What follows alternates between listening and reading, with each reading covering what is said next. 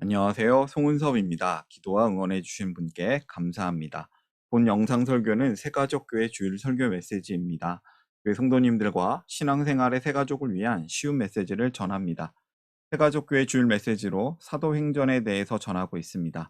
14번의 메시지 중에 오늘은 10번째 설교입니다. 오늘 주일 메시지 하나님의 말씀은 사도행전 11장 19절에서 26절까지, 설교 제목은 흩어진 성도 더하는 교회입니다. 오늘 설교에 대한 궁금함과 기대감을 가지고 메시지로 함께 들어가 보겠습니다. 먼저 성경을 같이 읽어볼까요? 사도행전 11장 26절 말씀, 세번역 성경으로 같이 읽겠습니다. 그를 만나 안디옥으로 데려왔다. 두 사람은 1년 동안 줄곧 거기에 머물면서 교회에서 모임을 가지고 많은 사람을 가르쳤다. 제자들은 안디옥에서 처음으로 그리스도인이라고 불리었다. 아멘. 여러분 혹시 한국 최초의 교회를 알고 계십니까? 우리나라 최초의 개신교 교회는 소래교회입니다. 소래교회는 만주 지역에서 최초로 한글 성경을 번역하고 보급하는 일에 힘썼던 서상윤과 황해도 소래에서 마을 사람들에게 성경을 배부했고 또 전도에 힘썼던 동생 서경조가 1884년에 세운 교회입니다. 처음에는 초가집이었고요. 1895년에 기와집 예배당으로 건축하게 된 교회입니다. 놀라운 것은 선교사님들이 우리나라에 들어오기 전에 먼저 이 교회가 세워졌다는 사실입니다. 하나님의 특별한 섭리 가운데 자생적으로 기독교 신앙을 받아들인 사람들에 의해서 세워졌습니다. 놀랍게도 1895년에 새롭게 건축된 이 건물은 선교사님들이 도와준 게 아니고요. 이 성도들, 온전히 성도들의 헌금으로만 완성되었던 것이죠. 오늘도 이와 비슷한 이야기가 성경에 나오는데요. 최초의 이방인 교회, 안디옥 교회 이야기입니다. 오순절날 성령이 임하신 후에 예수님이 말씀하셨던 것처럼 복음이 온 세상에 전파되었습니다. 하나님께서 이렇게 복음이 전파되는 곳마다 교회를 세우셨는데, 오늘 본문에 이방인 땅에 세워진 첫 번째 교회 이야기인 안디옥 교회의 이야기가 기록되어 있는 것이죠. 최초의 이방인 교회인 안디옥 교회는 어떻게 세워졌고 어떤 교회였는지 말씀을 통해 함께 살펴보려고 합니다. 오늘 설교를 위해서 3가지 질문을 준비했습니다. 쉬운 질문이며 답도 쉽습니다. 메시지를 듣는 분들에게 도움이 되는 질문이 되었으면 합니다. 첫 번째 질문부터 살펴볼까요? 핍박을 받아 흩어진 사람들은 어떤 일을 했는가? 말씀을 읽어보겠습니다. 스데반에게 가해진 박해 때문에 흩어진 사람들이 페니키아와 키프로스와 안디옥까지 가서 유대 사람들에게만 말씀을 전하였다. 그런데 그들 가운데는 키프로스 사람과 구레네 사람 몇이 있었는데 그들은 안디옥에 이르러서 그리스 사람들에게도 말을 하여 주 예수를 전하였다. 주님의 손이 그들과 함께 하시니 수많은 사람이 믿고 주님께로 돌아왔다. 아멘. 처음에는 이 흩어진 사람들이 동족인 유대 사람들에게만 복음을 전하다가 이 안디옥에 와서는 이방 사람들에게도, 그리스 사람들에게도 복음을 전하였다고 합니다. 스데반 우리 집사님, 그 스데반 선생님의 순교 이후에 예루살렘 교회 성도들이 큰 핍박을, 박해를 당합니다. 성도들은 박해를 피해서 여러 곳으로 흩어지게 되었고, 또 그들 중에 어떤 사람들은 페니키와 키프로스 또 물론이고 안디옥까지 가게 되었다고 합니다. 지도를 살펴보면요, 이 예루살렘을 떠나서 도망을 갔는데 또 그 도망간 곳에서 여기서도 복음을 전했다는 것이죠. 흩어진 이들은 처음에는 자신의 동족인 유대인들에게만 복음을 전하다가 이 키프로스, 구부로 구레네 출신인 몇 사람이 자기 동네 언어로 안디옥까지 와가지고 그리스 사람들에게도 복음을 전하기 시작합니다.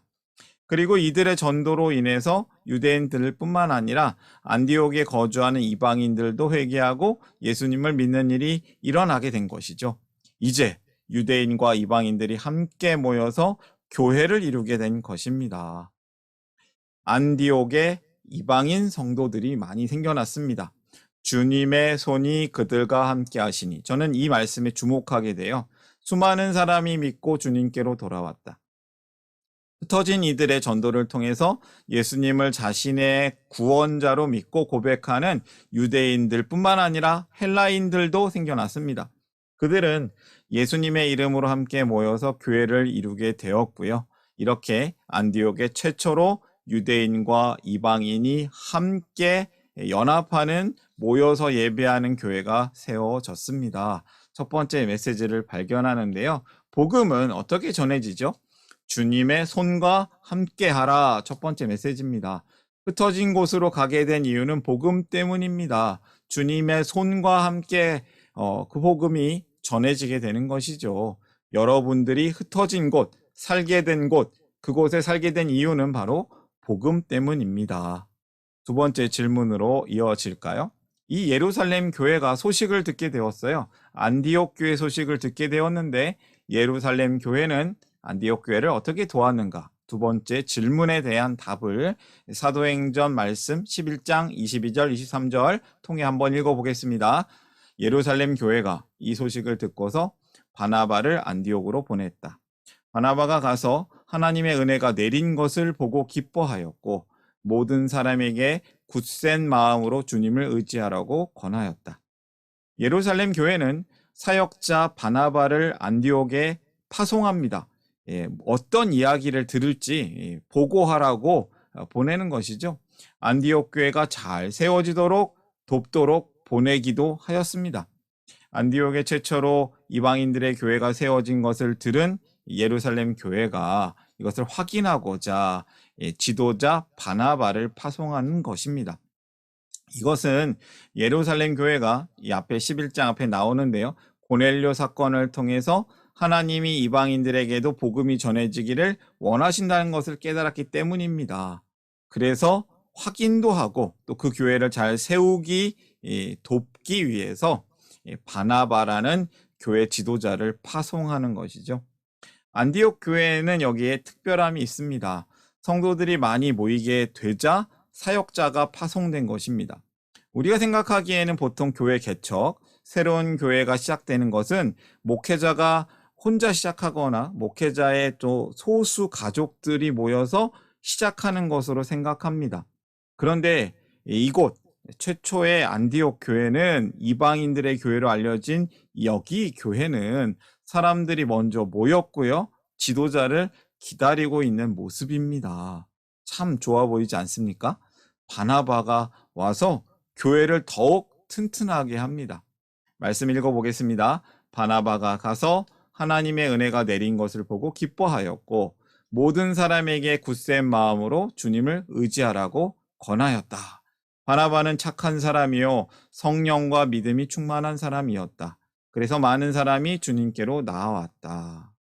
바나바는 성령 충만한 사람, 믿음 충만한 사람이었습니다. 그래서 이방 땅에 하나님의 교회가 세워진 것을 보고 기뻐하였고 교회를 더욱더 건강하게, 굳건하게 세우기 위해서 힘을 씁니다. 하나님은 이 안디옥 교회에 큰 부흥을 허락해 주셨습니다.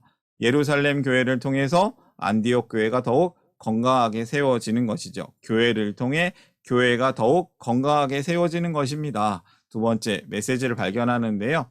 교회를 통해 교회를 세우라. 성도는 새로운 교회가 세워지도록 돕는 사람입니다. 그렇게 안디옥 교회가 부흥하고 이제는 혼자 사역하기에는 규모가 커지고 일이 많아지니까 바나바는 동역할 사람을 부릅니다. 누구를 부를 것 같아요? 비장의 무기? 바로 그 사람입니다.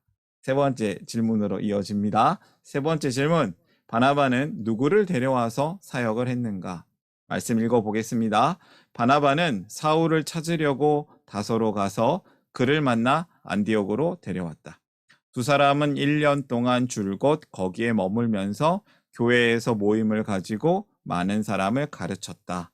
제자들은 안디옥에서 처음으로 그리스도인이라고 불리었다.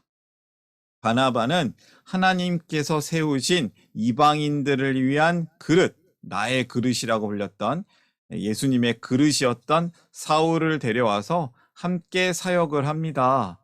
바나바는 다소에 있는 사울을 데려와서 큰 무리에게 말씀을 가르치고 또 교회를 함께 섬기게 됩니다. 이처럼 성령과 또 믿음이 충만했던 바나바와 또 이방인들을 위해서 준비된 그릇, 이 사울이 함께 열정적으로 안디옥 교회의 성도들을 가르치게 되는 것이죠.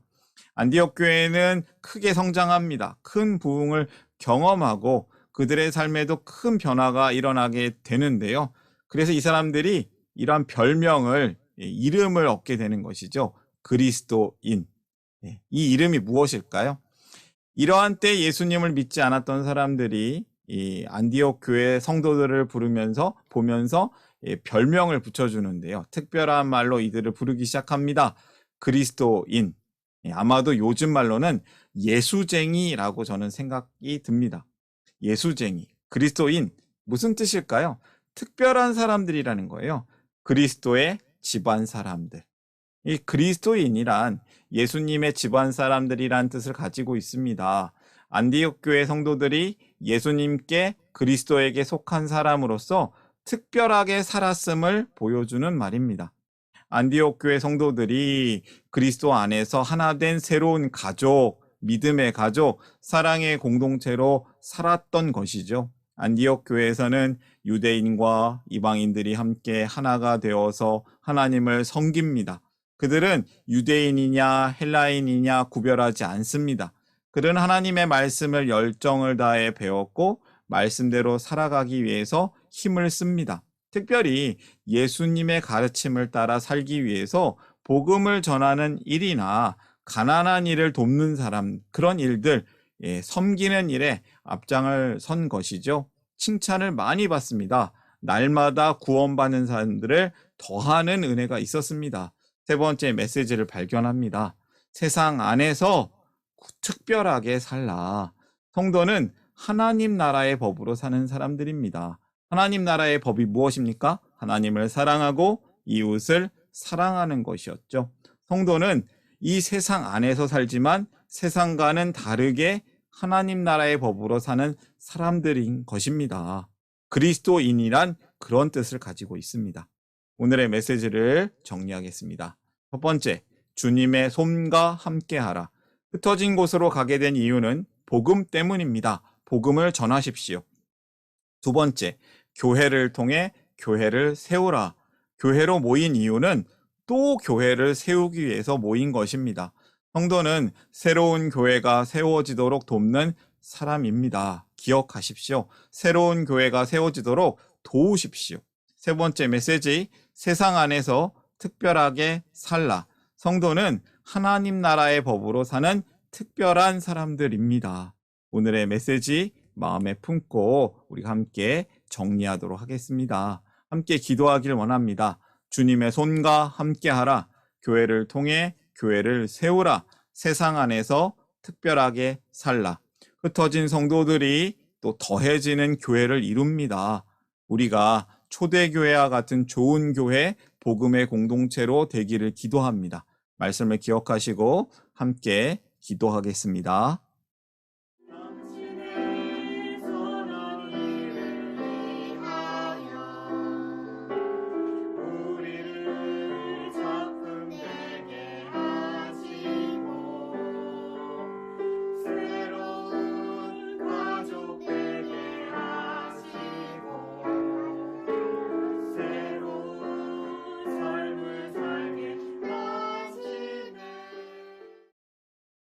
사랑의 하나님 아버지, 우리가 초대교회와 같은 좋은 교회, 복음의 공동체가 되기를 기도합니다.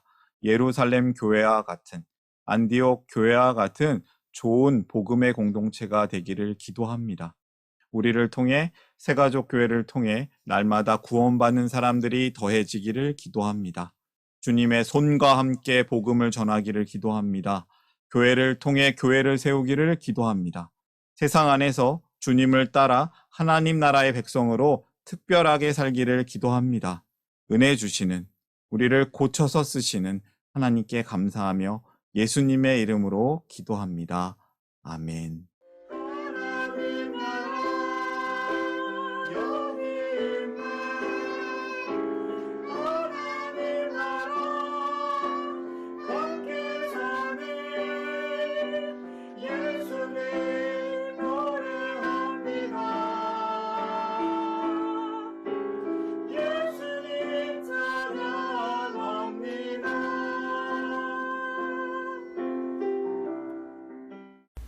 샬롬, 송은섭입니다. 저를 통해 또는 누군가의 추천과 우연한 기회로 이 메시지를 보게 되신 분들께 감사합니다. 모든 성도님들은 하나님 나라의 새가족이십니다. 교회를 처음 나오신 분들만 새가족이 아니라 우리 모두가 새가족입니다. 왜냐하면 우리가 하나님 나라에서 새로운 관계가 된 새로운 가족 공동체이기 때문입니다. 본 설교는 새가족교회 공동체 새가족과 후원자를 위한 메시지이며 기독교를 잠시 떠났거나 새롭게 시작하시는 분들을 위한 쉬운 메시지이기도 합니다. 혹시 새가족교회의 가족, 새가족 또는 후원자가 되기를 원하시는 분들은 이메일로 카카오톡 아이디로 연락을 주시면 감사하겠습니다. 오늘의 메시지 하나님의 은혜가 넘치시기를 바랍니다. 사랑합니다. 축복합니다.